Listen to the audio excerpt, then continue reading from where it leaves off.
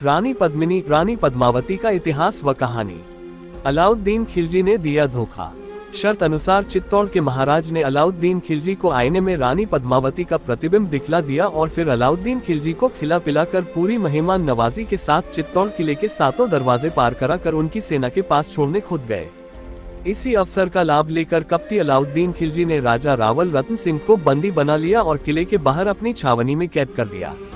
इसके बाद संदेश भिजवा दिया गया कि अगर महाराज रावल रतन सिंह को जीवित देखना है तो रानी पद्मावती को फौरन अलाउद्दीन खिलजी की खिदमत में किले के बाहर भेज दिया जाए। रानी पद्मावती, चौहान राजपूत सेनापति गौरा और बादल की युक्ति चित्तौड़ राज्य के महाराज को अलाउद्दीन खिलजी की गिरफ्त से सकुशल मुक्त कराने के लिए रानी पद्मावती, गौरा और बादल ने मिलकर एक योजना बनाई। इस योजना के तहत किले के बाहर मौजूद अलाउद्दीन खिलजी तक ये पैगाम भेजना था कि रानी पद्मावती समर्पण करने के लिए तैयार है और पालकी में बैठकर किले के बाहर आने को राजी है। और फिर पालकी में रानी पद्मावती और उनकी सैकड़ों दासियों की जगह नारी भेष में लड़ाके योद्धा भेजकर बाहर मौजूद दिल्ली की सेना पर आक्रमण कर दिया जाए और इसी अफरा तफरी में राजा रावल रतन सिंह को अलाउद्दीन खिलजी की कैद से मुक्त करा लिया जाए। रानी पद्मावती के इंतजार में बावरा हुआ अलाउद्दीन खिलजी कहा जाता है कि वासना और लालच इंसान की बुद्धि हर लेती है। अलाउद्दीन खिलजी के साथ भी ऐसा ही हुआ। जब चित्तौड़ किले के दरवाजे एक के बाद एक खुले तब अंदर से एक की जगह सैकड़ों पालकियां बाहर आने लगी।